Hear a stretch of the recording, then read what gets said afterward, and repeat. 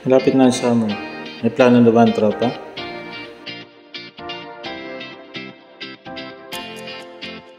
Resort na malapit sa Maynila.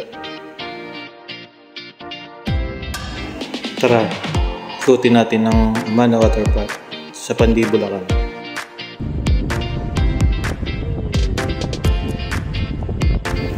Mahigit 2 hours na drive gamit ang motor galing Maynila. Makakarating kayo ng Pandi, Bulacan. Entrance pala ng resort, makikita mo na yung cartoon characters. Sigurado matutuwa yung mga bata dito. Siyempre pati na rin yung mga matatanda.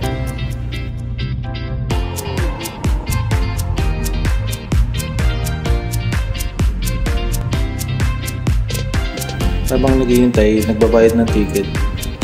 May libreng parking dito sa gilid, pero hindi pa dito yung mismong resort. Maghihintay lang kayo dito.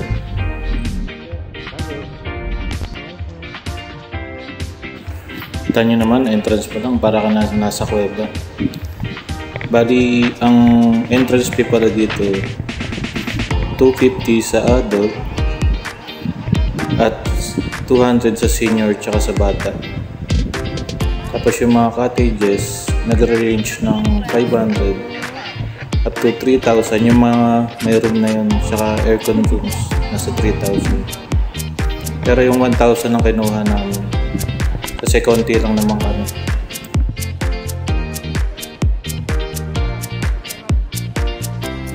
Malapit sa entrance, makikita nyo na agad yung wave pool. Yung pinaka-highlight dito sa Amana Water Park. Tsaka sobrang ganda dito, ang daming puno. Tsaka malinis yung lugar.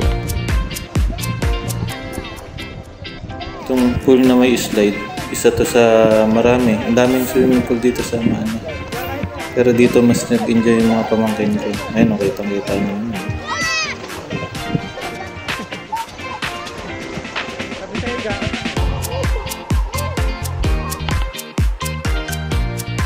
Sa mga Transformers fans naman dyan, dito, meron namang Bumblebee na malaki.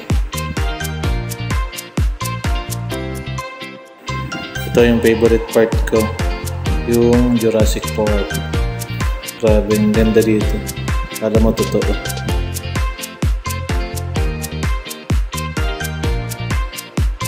Dito naman yung wave pool.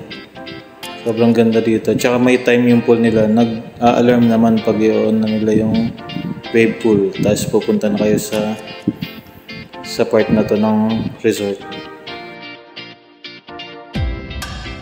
Marami pang pool dito pero hindi ko na napakita. Sobrang haba na ng video. Pero sigurado babalik kami dito. Mabait yung mga staff. Tapos sobrang ganda ng lugar. Sana mapuntahan nyo rin yung Amana Water Park.